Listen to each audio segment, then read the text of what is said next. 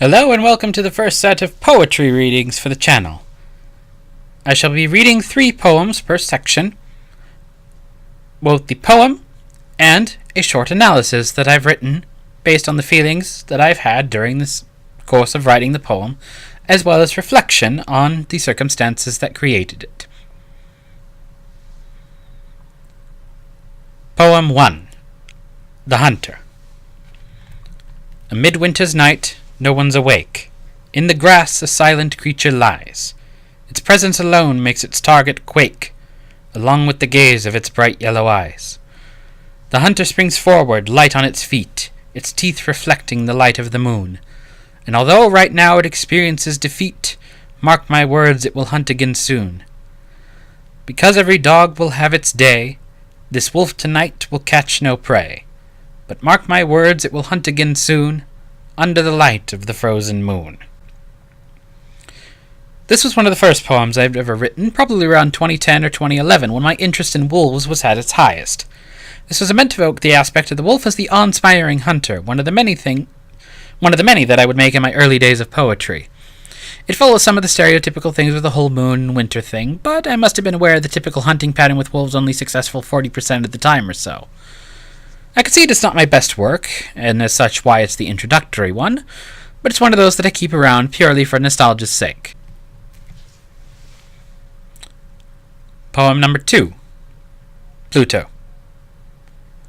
Standing on foreign ground, too distant to receive your warming rays, the ice on my barren surface wraps around me like a frozen blanket, ever longing for you to come nearer and release me from this lonely prison. Here I stand, an outsider in your eyes, alone and unnoticed on the edge of your sight. As I sit here and solemnly remember about the times you've considered me one, I ask that pivotal question: am I still your equal, or do you render me as none? This was written shortly after The Hunter, and it was actually inspired by a song from Dance Dance Revolution, clearly of a high literary standard. It's been a while since I've actually played, but I think it was a boss song and was dark and ominous, which I tried to capture in the tone. Fittingly enough, it was also around the time Pluto was declassified as a planet. I heard the song first, and I partly designed it out of the resulting uproar I saw online. For the record, I don't have strong feelings one way or another, except being amused and interested by most scientific breakthroughs. Poem 3. The Writer's Inspiration. Sitting here at my desk, at my chair, a clean sheet before me like a breath of fresh air, I pick up my pen, tap my head to think, a pen that's used not an ounce of its ink.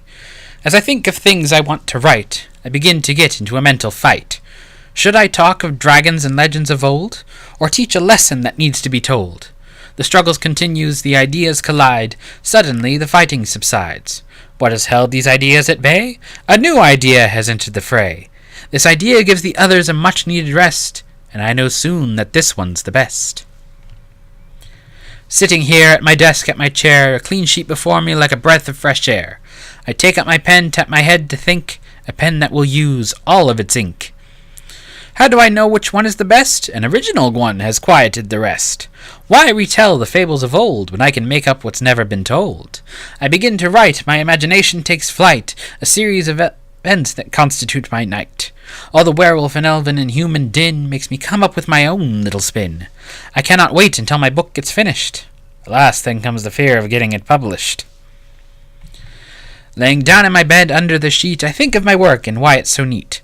Is it because it is a coming hit? Or perhaps my work is full of wit? Or maybe the fact that everything I like is in the things that I need to write. It is not one of those meager things, but rather my mind has sprouted some wings, to take me to lands across the sea, to go to places I never thought I'd see, to find someone to put my heart upon, and show my work has meaning to go on. I don't need anyone to tell me what is wrong or right. All I need is my ability to write.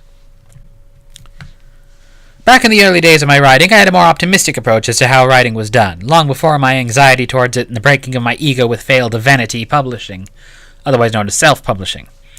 Also, before I found out that my wrist cramped super quickly from how I hold a pen and found computer was the best path to writing. That being said, I will say some of the original optimism found here remains, particularly the last verses exhortations of writing purely because I like the ideas, and not really because of profit motive. Oh, I won't lie, I do tend to use YouTube channel in part because I can provide links to Amazon where stuff is sold, and in some sense greed is very difficult to take out of the situation. Many questions regarding how a person performs in writing is based on how many copies did you sell.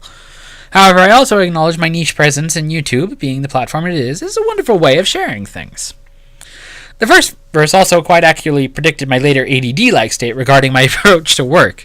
I swear I have 7 different ideas I'm working on at any point, and at least 6 different partially completed manuscripts sitting anywhere on my computer at once.